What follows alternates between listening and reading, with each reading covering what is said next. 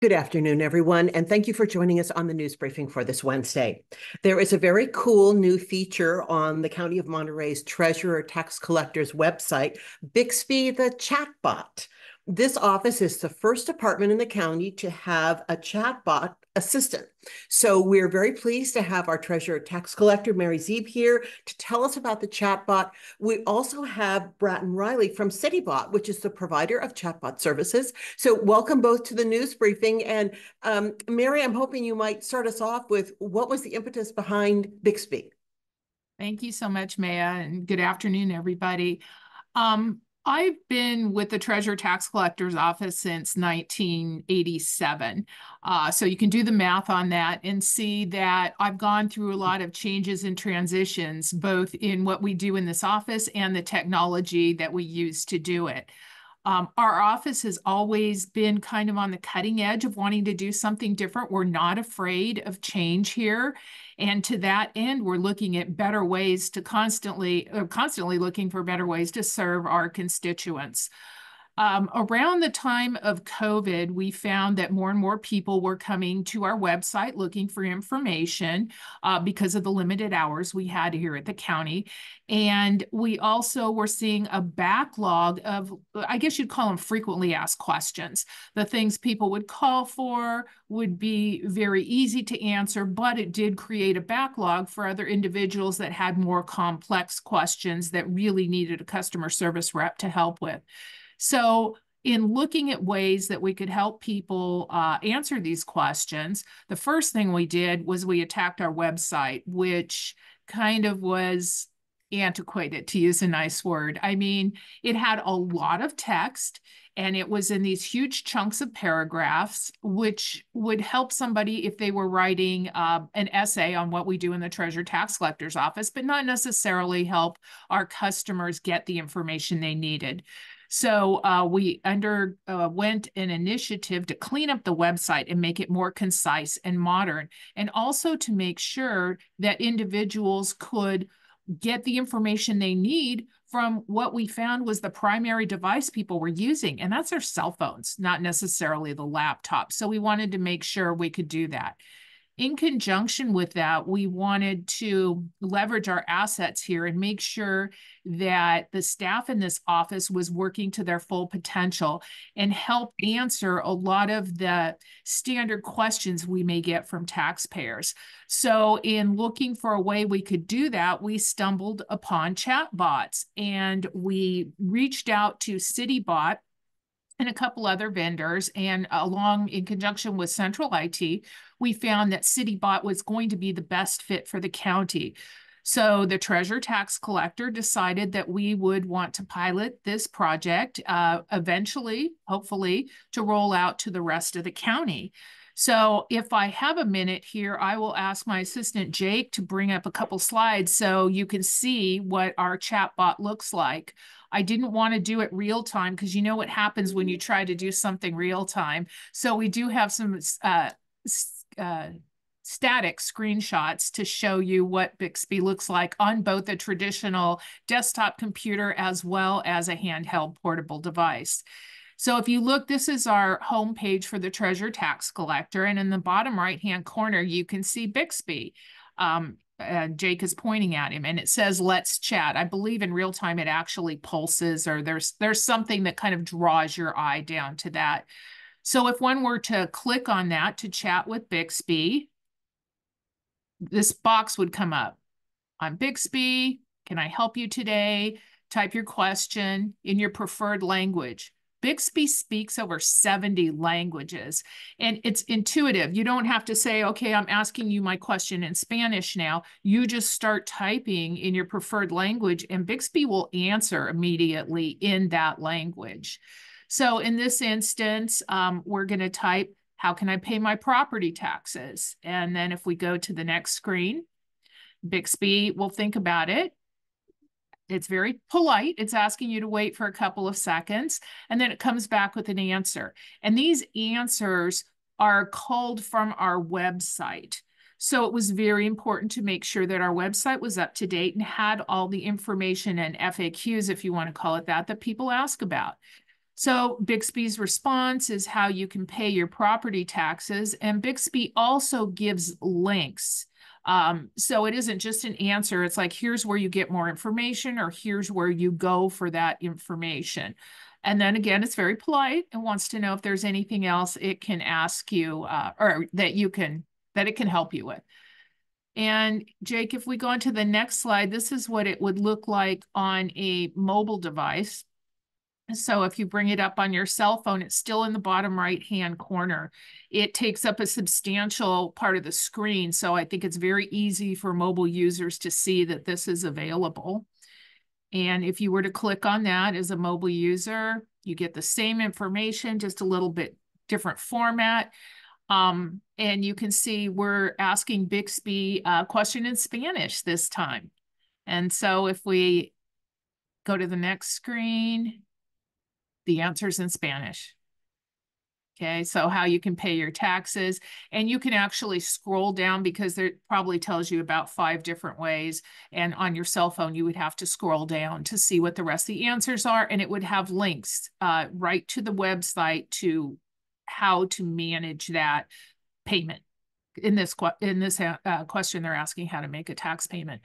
So what we've done with Bixby is given taxpayers the option to self-service a lot of the things we found that they come to our website to do, and that's they just want to pay their taxes. They don't need a dissertation on property taxes and when they first came around in California and why you pay them. They just want to pay their taxes. So we were very happy to find a tool that could hopefully eliminate some of the standard phone calls we get, or repetitive phone calls that taxpayers can easily self-service themselves with, get an answer, and go on their way. Because I personally know if I can self-service and find an answer for a question I have of an organization, I'd rather do that. It saves time on both ends.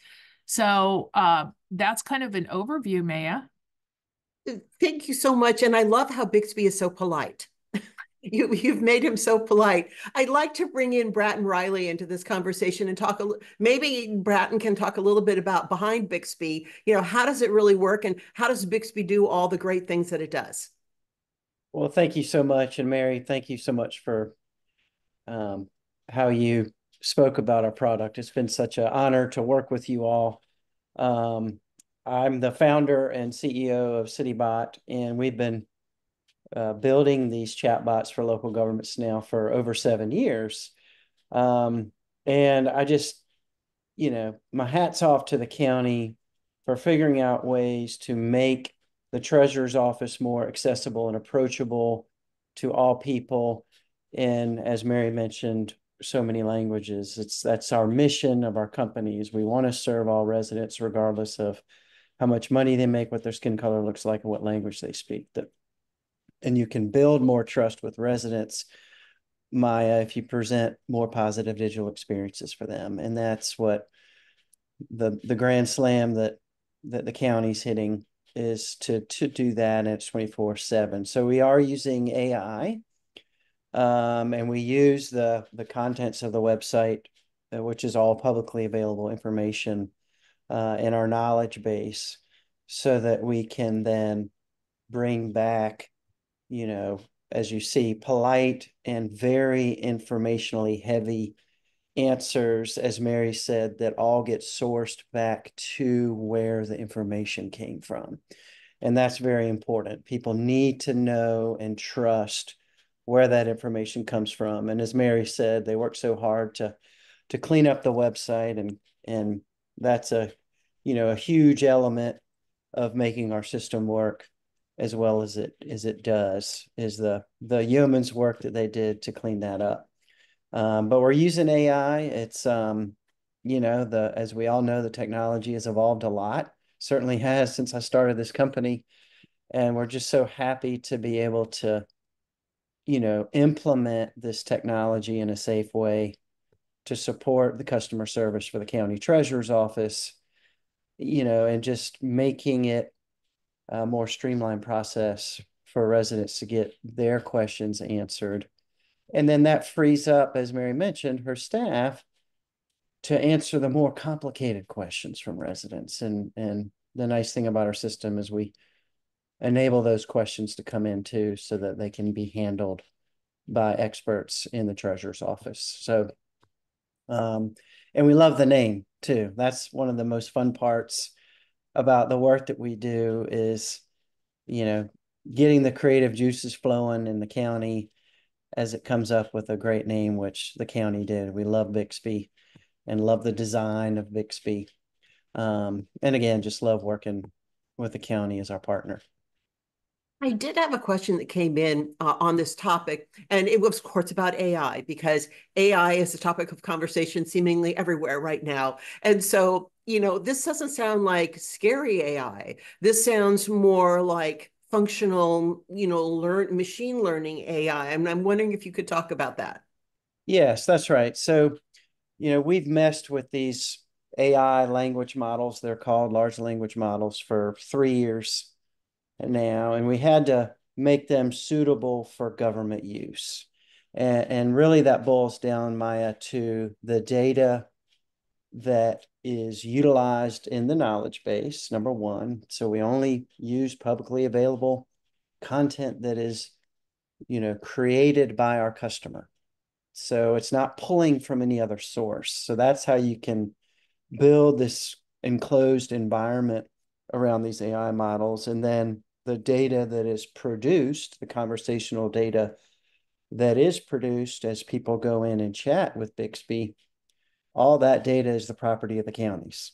So it's not getting, exposed to other third-party AI, technology or anything. It's the property of the counties. It should be the property of the counties. And that's proper stewardship of these AI models to make them suitable for government use, which is very, very important. So yeah, you can read all the articles about AI and scary and all this stuff, but if you properly use it and properly put the safeguards in there, then it's low-hanging fruit, easy to execute for local governments, who are not necessarily known for high quality customer service. And it helps them, really cross a chasm easily to really help, provide, real-time answers to all these questions to the residents, which is so important. And then we use the data that's generated by the communications to make our product better. It's like you can always guess what you think residents are going to ask, and then they'll surprise you. And then sometimes they ask good questions that we should be answering. So we want to add that information to our knowledge base. And then everything is, as Mary mentioned, everything gets sourced back to the government content. So when we answer a question, exactly where it's coming from. And that's the problem with these other AI models, is you don't know if the questions are accurate, or, the answers are accurate, and you don't know where the information is coming from. Well, that's not suitable for a government use case. It's just not.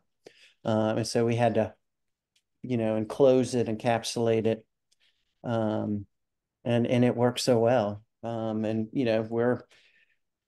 a lot of our customers were answering over 90% of the questions that are coming in. And just, as Mary said, the phone rings a lot, and especially when those property tax bills go out.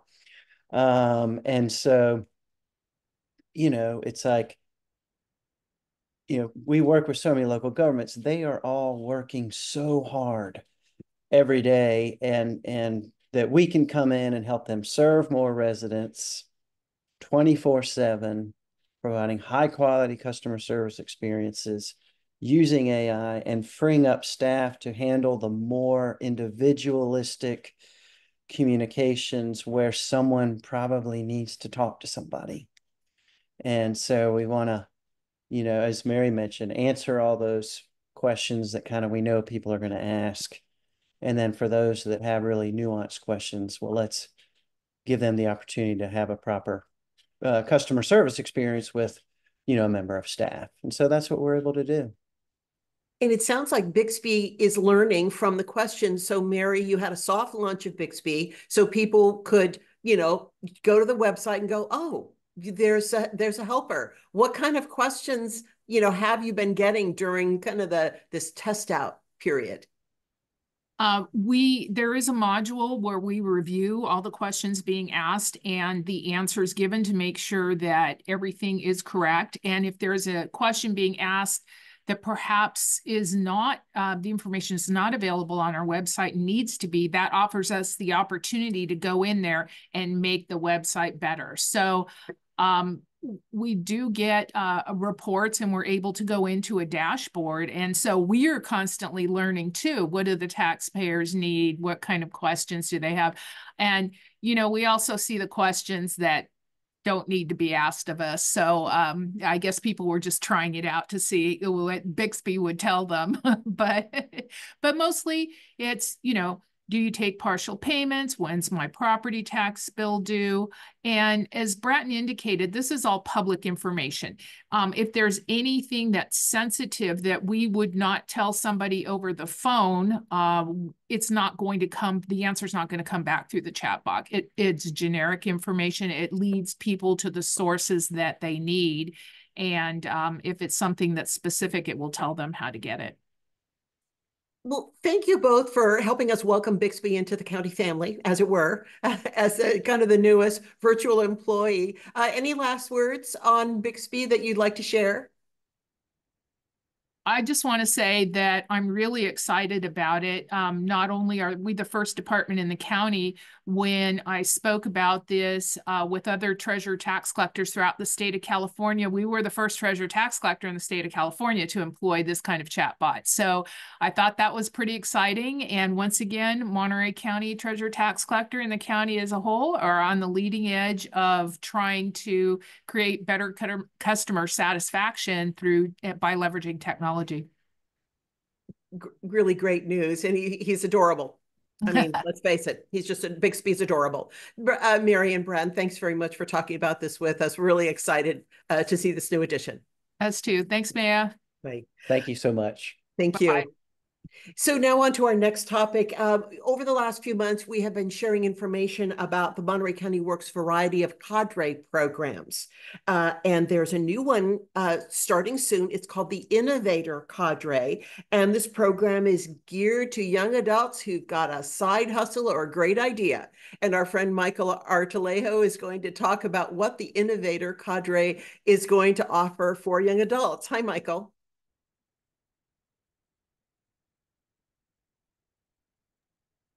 My button got stuck there for a second. Gotcha. Sorry. No, thank you for having me. I appreciate the opportunity to be here. I always appreciate the invite. And yeah, we just want to talk about the Future Innovators Cadre. So just real quick before I get into that, Cadre for us stands for Community Advocacy, Diversity, Resilience, and Empowerment. And that's what our Cadre programs are geared towards. Right now, we are currently taking applications for individuals 18 to 24 years old who are interested in our Future Innovators Cadre. And what that is essentially is individuals that have an entrepreneurial spirit, and they want to be their boss, and they want to, open up their own businesses, learn from current businesses, small businesses that have come up through Monterey County. This is an opportunity for us to join these young adults with the businesses and organizations to kind of get a feel for what it's like to be that innovator and entrepreneur. What is the motivation behind the entrepreneurs? What were some of the ups and downs, the pitfalls of starting your own business, and things, kind of going back in time, being able to get that mentorship directly from those businesses. What did you wish someone would have told you when you started your own business? Things of that nature. So what we do is we're currently accepting applications. Those applications will be open until July 26th. Then the actual program itself starts on August 12th. In between July 26th and August 12th, we'll be doing interviews and right fitting these individuals for the corresponding businesses and organizations. And we'll start off with a 2-week workshop where they're going to do some online learning in order to, solidify what it means to be an entrepreneur. getting some mentorship from the teaching institution. We partnered up with Build Ed to get a credential through there. And it's just kind of getting someone who has an idea and wants to pursue it. How do they do it? And it's paid for the first 2 weeks are not paid because we're going through the credential and training. And then the following 8 weeks are paid at $18 an hour. So it's just really an opportunity for those that don't know what could be a first step to becoming their own business owner, to start their side hustle, to, kind of put it in an incubator, the ideas, and let's see what we can grow with them and help them in that manner. And that's a general overview of our Future Innovators program. And then kind of just going backwards, for us here at Monterey County Works, Cadre programs are what we focus on. We're right now finishing up onboarding and interviewing we have a technology cadre. That was our partnership with Joby Aviation. So we're going to have 10 individuals shadow and learn hands-on training there at Joby. And right now we are week 6 into our green cadre program, which has a dual purpose of fuel mitigation, climate control, and food insecurity. So that's kind of what we're doing. That's what we're looking at with regards to the Innovators program. Yeah. Michael, thanks so much, not only for talking about the Innovator program, but the fact that you've got these other cadres going on at the same time. The Joby cadre, very cool. Very, very cool. I'm sure there were loads of people who wanted to get in on that Yeah. one. Yeah, and our priority is Monterey County, and that's who we want to help. We've had people from Chicago and Jacksonville send interest, and we have to have those conversations with those individuals. But people that have gone to school and have focused on engineering or aviation in general, it's a great opportunity, because with our partnership with Joby, it's more than just a cadre program. Joby is interested in people that are interested in pursuing this as a career versus, this is a short program, learn some things, and then, put that on your resume. This one, Joby is really behind. Instead of putting it on your resume, let's put what you learned into effect and, start your career with Joby. So yeah, it's pretty cool. And then the innovation ones, it's always good to have someone who's gone through the growing pains of starting a business, being able to talk to these individuals and say, this is the avenue I went. Maybe it's a different avenue for you, or here's what are some of the barriers that are going to come up when you start your own business. So that's always a good thing for us. And then a final reminder for the people who are thinking about signing up, the great part of this is that it is a there is payment involved where they're getting a salary. Could you walk through, what I think you mentioned there's a workshop and then there's payment so that people know what to expect? Yeah, so the first 2 weeks, so this is a WIOA funded program. So the first 2 weeks is going to be the workshops and trainings, and that's going to be a majority of it's going to be online. Again, with our partners, educational partners, Build Ed, and that's what they're going to learn. Once they get that, they will get a certification that's and credential is recognized by the National Association of Entrepreneurship and Business Leadership. So they'll do that. Once those 2 weeks are done, that's when the hourly portion of the program begins. And that'll be 8 weeks of being paid at $18 per hour through the program. So not only getting the mentorship and learning, but you're also getting paid. So that way, you don't have to necessarily worry about, the other barriers of not having money or having a full-time job at that time.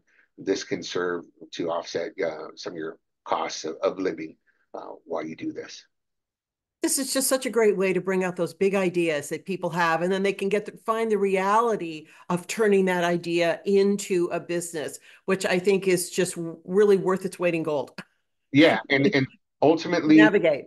If everything works as to plan, and we have no reason not to believe that, is we will bring those individuals once they've, been out and working with these businesses and organizations.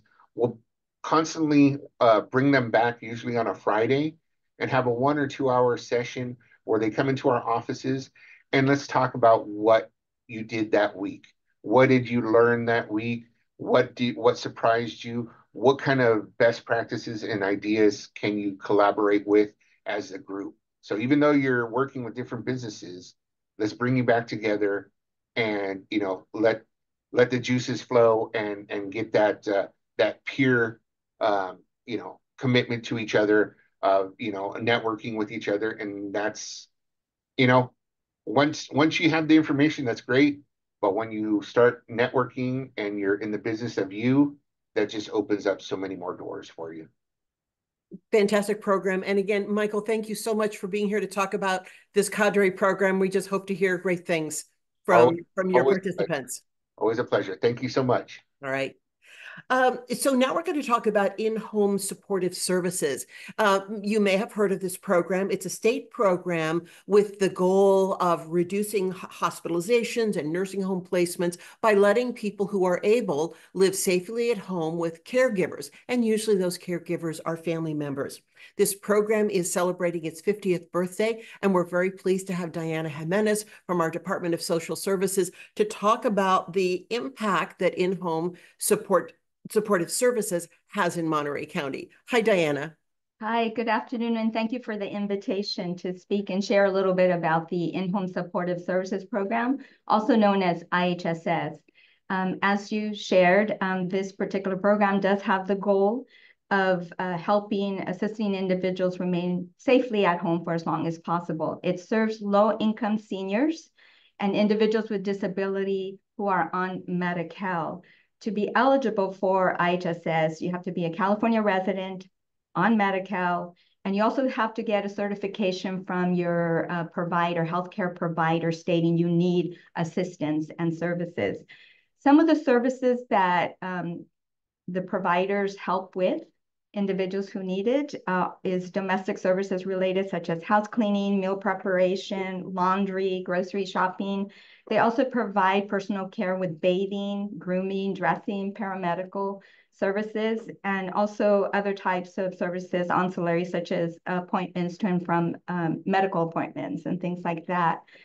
Locally here in Monterey County, there are over 6,500 individuals receiving IHSS in Monterey County. And they're receiving the assistance from over 5,900 IHSS providers. And as you shared earlier, majority are relatives. In fact, over 79% are relatives. And of the 4,600 care providers, IHSS care providers, 72% live with the individual who has a disability. And of those, and so that's a high number, of those 33% are parents.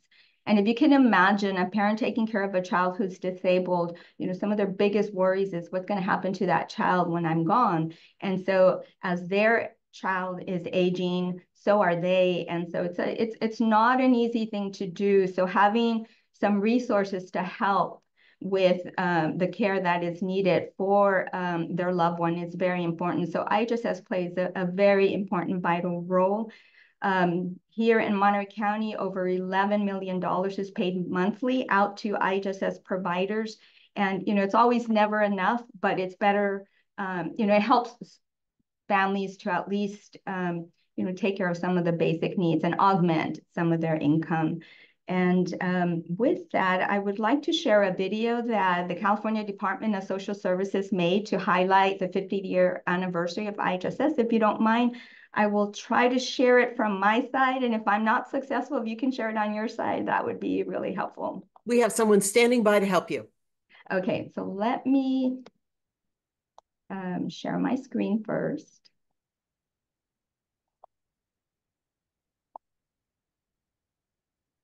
Where is it?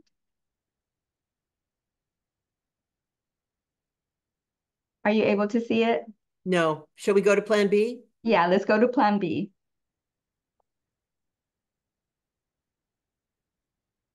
Let me stop sharing mine. Maite, are you able to share? There we go. Okay. Here we go.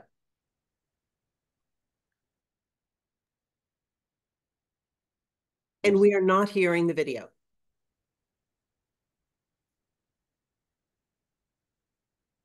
All right, 1 second. Let me try to get the audio on here.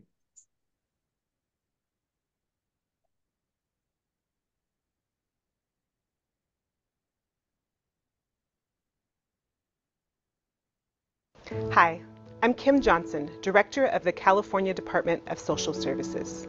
Did you know that the longest standing program that enables California residents to live independently and safely in their own home is celebrating a big milestone?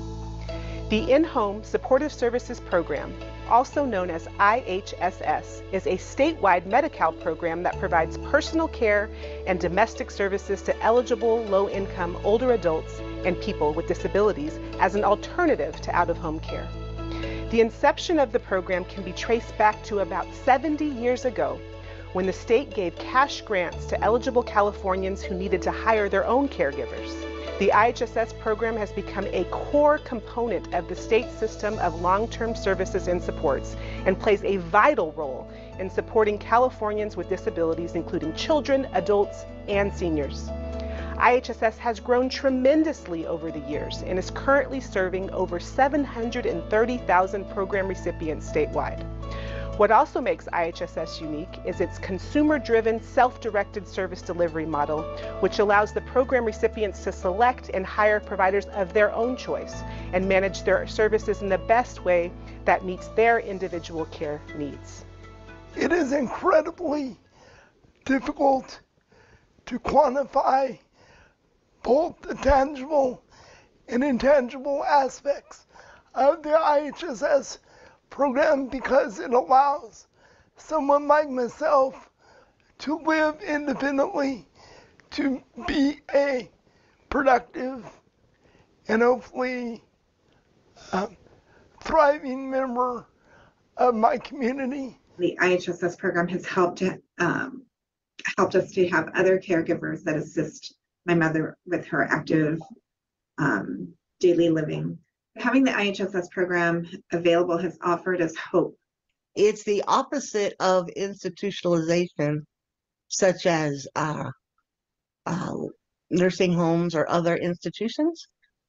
We have choice and we have control over our own lives instead of someone else making those decisions for us. And that's what everybody wants, right? Like everybody wants a choice in how they live, where they live, what they eat, etc. It's designed to help those of us that need assistance to live in our homes, to live at home, and to live in the community. The IHSS program has addressed the needs and challenges of the community by allowing clients to remain in their own home safely with a care provider. It also serves as a bridge to local agencies who could assist the client and family become more self-sufficient. When somebody first approached me about it and said that the goal of IHSS is to allow people with disabilities to live safely at home, I assumed that it meant people who were more disabled than I was, until somebody explained that no, it just means that there are some activities that you cannot do safely for yourself. One of the other things that I find really successful or a notable outcome that I've seen from the program is the connection and the active participation that our IHSS consumers have on our advisory board, and their willingness to provide suggestions and improvements to the program. That's really, really admirable. I'm very honored. I'm very honored to be asked to join. To be asked to join in this anniversary celebration. In this anniversary celebration. IHSS allows me to. Yeah, IHSS allowed her to still live in the city. I'm very grateful. Oh, you're very grateful. For the life I lead. Yeah, for the life she leads. If it wasn't for them, I wouldn't know what the seniors would do, the people with disability. They are great assets here to the state of California. Not only that they are great assets to the seniors and the people with disability, also their workers. They do just as more for their workers than they do for their consumers, which is the patients. For more information about IHSS, visit cdss.ca.gov. Thank you to everyone who has made IHSS such a big success. It's allowed me to stay in my community and live independently, and that's tremendous. Happy anniversary. Happy anniversary. And I thank you.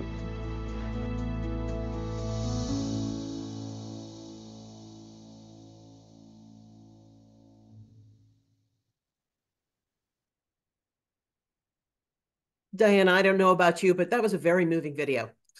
It is, and it really highlights. Very moving.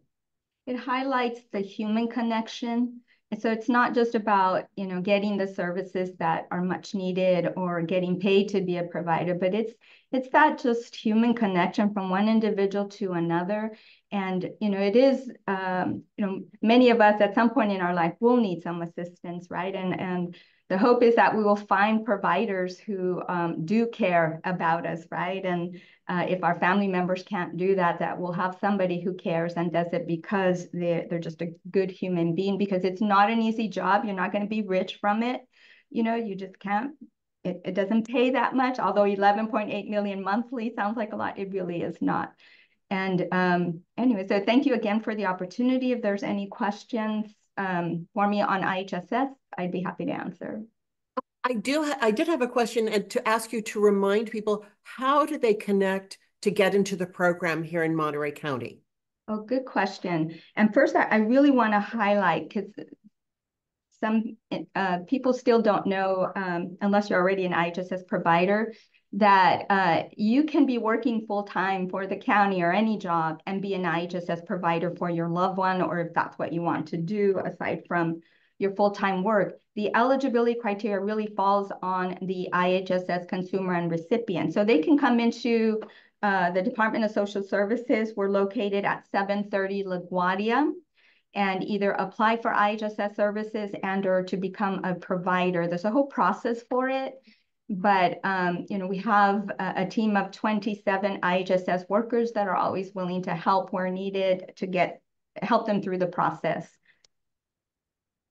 Thank you, Diana. And really, the stories that we saw on that video, I know there are stories like that here in Monterey County. So, I mean, they can't tell every story, but we're really so pleased to have this program available. And we know those who are in the program really love it and appreciate it as well. Yeah, it's very much needed. And, you don't realize how important programs like this are until you need the services. And so you might know someone who also needs the services. It's important for all of us to know how to access these programs so that you can at least share the information with someone struggling and may not even know that these services exist. And then also with the IHSS program, our social workers do an excellent job of also connecting them with other resources and other services that are available in the community, either directly through Department of Social Services and our aging and adult programs, or through our wonderful partners, agency partners in the Senior and Disability Network. Thank you very much, Diana, for sharing this great information. Oh, appreciate it as always. Thank you. Bye-bye. Bye. And now, it may be last, but certainly not least, there is something big and beautiful and new at Natividad Medical Center. And when I say big, I mean really big, because it's a mural. This is a fantastic project. It's a collaborative project, and we've brought all the people involved together here to talk about it. It's a project with a local artist, Amy Burkman, with YOSAL, the Youth Orchestra Salinas. Many of you just know it by YOSAL. And of course, Natividad Foundation's Art of Better Health program. Everyone, thank you so much for coming on the news briefing to talk about this mural. I'm hoping you'll also show us what it looks like too, but who would like to get started? Hi, Maya. It's Andrea Rosenberg, the Chief Ancillary and Support Services Officer at Natividad. I'm really happy to be here. Yes, we are last on the list, but I agree it is really an exciting time at Natividad. Maybe I'll tee it up and then turn it over to Amy to talk more about the mural project and be able to show some pictures, or I know Hillary's on the call as well, to be able to show some pictures of this amazing piece of art that we now have in the facility. We know that coming to the hospital can be a very scary and intimidating place for most individuals. And we really have strived over the last 15 or so years to really change the way the environment is at the hospital, for it to have that sense of calming and soothingness through the colors that we utilize in the hospital, as well as the art. We have embraced art and healing. We've worked with our foundation to be able to help us provide really beautiful art throughout the hospital. Research has shown that there are actually a lot of health benefits for patients, such as a speedier recovery, when they have exposure to art. And it's just a lot of fun to be able to see patients and families walk through the hallways and really just get to experience art. Maybe they haven't had a chance to go to an art museum or an exhibit or a gallery or things of that sort. So we have different art exhibits that are really throughout the hospital. I had the privilege of meeting Amy probably about, I was thinking about this, I've had a little bit of time to think about this, about 6 years ago, when my daughter was a freshman, maybe it was 7 years ago, at Monterey High School, where Amy is a speed artist. I had no idea what that was. It was on the program for us to be able to see her with this fundraiser. And it's exactly what it sounded like. Amy painted incredibly quickly, and then what she did at the end, because you weren't exactly sure what the picture was, she flipped it over and it came to life. Like, you knew exactly what it was. So I've seen her now do this twice. She did this at our last foundation event that was held in October. And it was just, it's amazing to be able to hear the people just be in such awe. It's an incredible talent to just watch her in action. So when we were approached to do this partnership with YOSAL, the YOSAL Mural project, and heard it was going to be Amy doing a mural on our wall, we were all really excited about it. We've seen her work, we've seen her talent, we've seen her passion, and it came out really beautiful. The story is great. It is a young, and we'll show the picture in just a moment. It is a young musician. I believe she's 14. She plays, I believe, 4 instruments. Amy can correct me if I'm wrong. And she is playing the guitar, mariachi kind of music. And it really just captures our patient population as they walk by and are able to see this larger than life, incredible mural. So maybe I'll turn it over to Amy to talk a little bit more about the project and hopefully share some pictures. Awesome. And I just want to quickly thank Hillary and Andrea for connecting us, and just thank you for the opportunity to let me share what we're doing here. I'm really excited about this project. And, you know, like she said, I've been an artist basically my whole life, but, for over 10 years now, my focus has been doing art with a purpose of helping others. And so I was really excited once YOSAL selected me as their artist partner for this grant opportunity. And a little background on that too. So the California Arts Council funded 23 different nonprofits in Central Coast, and YOSAL was one of the very deserving recipients of that grant. And so the purpose of the grant is to create outreach and engagement initiatives to advance social change. So when I was initially selected, my vision for this project was just to really think about what's the biggest impact I can make through art to help with the social change and the amazing work that YOSAL is doing. And for those of you who may not know, YOSAL is a free music program located in YOSAL, like she said, and they're really changing lives through music. So my vision for this was to paint 5 murals around Salinas in strategic locations. And each mural is featuring 1 to 3 students, and the murals will lead the public to a documentary. And so that I've been filming myself. And So I'm basically highlighting the kids' individual stories and how YOSAL has impacted their life in a positive way. I've also included some really touching stories of some of the teachers and as well as the city leaders who talk about why music and art programs are so important in our communities. YOSAL is more than just music lessons. It's, creating opportunities. It's creating a community for these kids. It's, really changing the trajectory of their lives. And it also, highlights how programs like this can help address crime, mental health, and provide protective factors for our youth. So with Litzy, as she mentioned, Andrea mentioned, Litzy is a very talented musician, and I believe I think she plays over 7 instruments, if I'm correct. But she loves music, and even in the documentary, she talks about how she wants to be a role model for other kids in the future.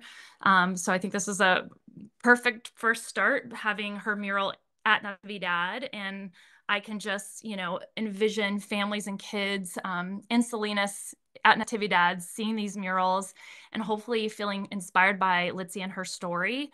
And hopefully that means more enrollment for YOSAL, more kids to enroll there, and then also to get more financial support from the community to YOSAL too. So those are the 2 main goals there as well.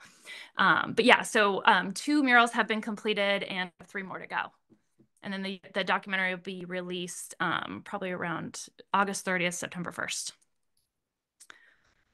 I just love the fact that this young woman is going to be able to come to Natividad and see herself on the wall and try not to get intimidated by herself. How, I'm super life size. How did she feel about being the subject of did you speak with her and say, how do you feel about going up on the wall?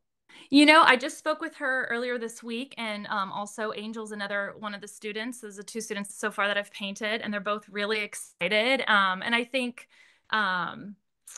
yeah, I really love the fact that it really kind of elevates their story and helps them feel like, I am doing something really cool here. I'm, these kids, I want them to feel that way, and I want them to feel like, they're role models, because they are. And so, yeah, they seem pretty excited about it. And I see Berniz House from YOSAL is on as well. Berniz, can you talk a little bit about, I'm sure the kids are thrilled that they get to be part of this arts project, but, they love the program. If there wasn't a mural, they'd still be there. They just love music, and you've really tapped in to that love of music that these kids have. Yes, yeah. Hello, everybody. I'm Berniz. I work as a community outreach and development for YOSAL Youth Orchestra Salina. We provide free music lessons and instrument to our students. And the cool thing about YOSAL is we have programs from 1st grade, kindergarten until 12th grade. So we have a place for kids to be older school ages with us. And many of the students have been with the program. These 2 role models that Amy chose, they have been there since 4 or 5 years, maybe more. And also they are there 3 times a week, sometimes the whole week. They go there practice.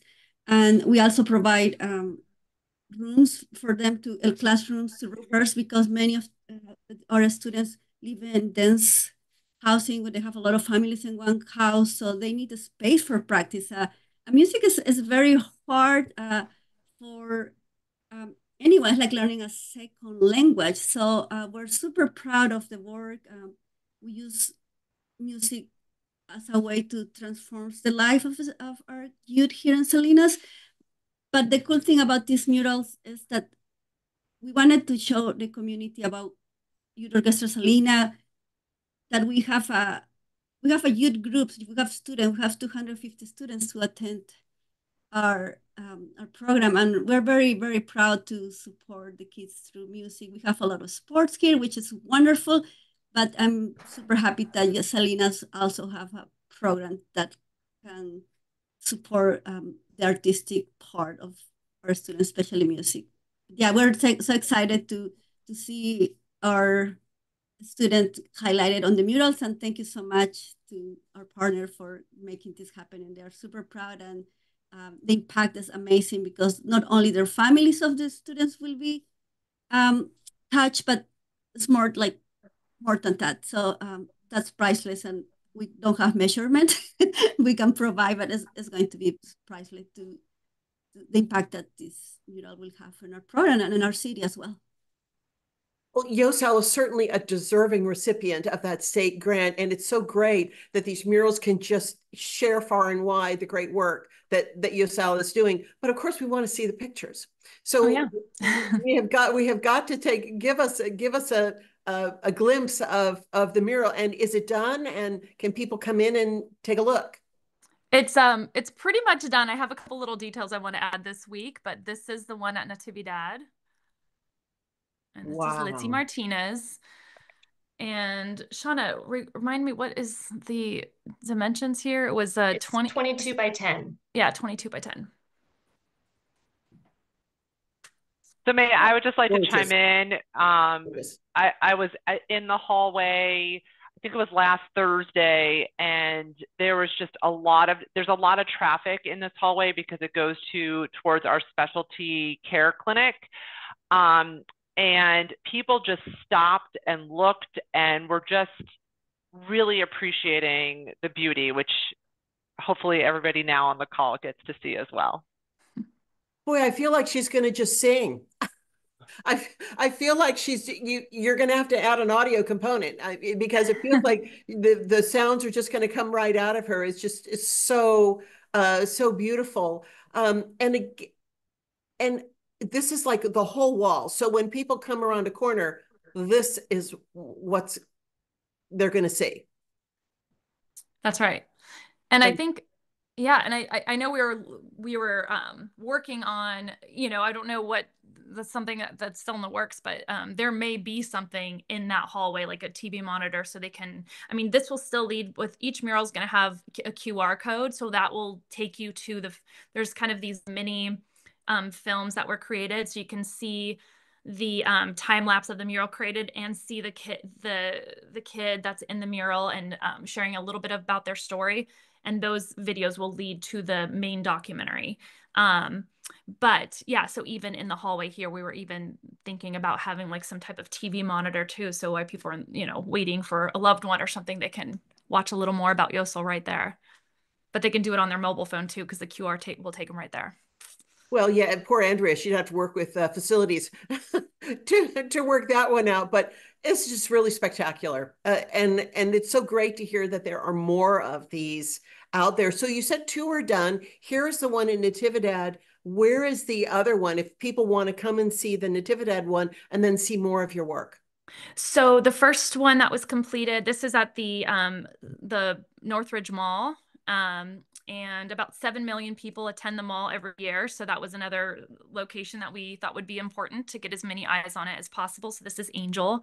And so that one is completed. And then the next few that are coming up, I'm actually starting the 3rd mural next week at United Way, which is Midtown Lane. So that's going to go up next week.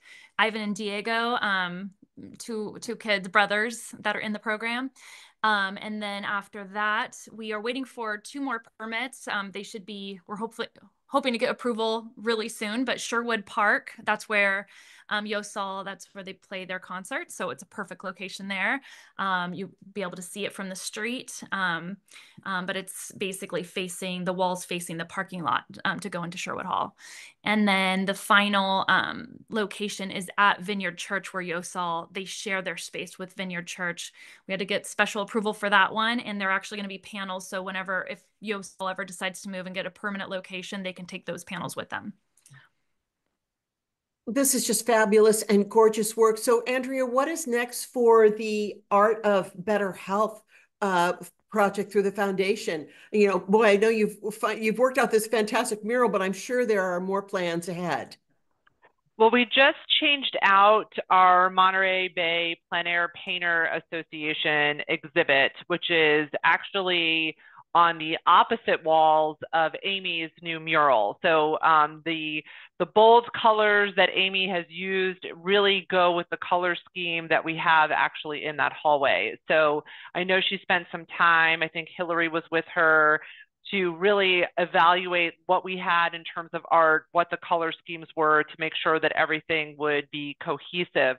So we just changed out probably about a month and a half, 2 months ago. It's an annual exhibit that we work with the foundation that goes all along this red wall that is that abuts actually our operating room. I'd like to tell the story that we started this many, many years ago, and our CEO at the time fortunately just had faith and confidence in what I was doing, because the red wall went up first and people thought I was absolutely crazy painting a wall red in a hospital by the operating rooms. I said, trust me, it's going to look really great once we get the art on the walls. And it does. So these paintings are painted by local artists. For those who are not familiar with the plein air painters, they paint outside, they get together, and each year we transition that out and switch that out. And they are actually for purchase. And the proceeds, a portion of the proceeds of those paintings will go to our spiritual care program here at Natividad. So, that's up for the next year. We're constantly remodeling and doing different things in different areas of the hospital, and we work with the foundation as it relates to the art package. We've done a collaboration with Kurt Kennedy, who hopefully most of you are aware of his work. He's an amazing photographer, and he has done all the photography in our acute rehab unit. It's all photographs from his Monterey home Monterey County book.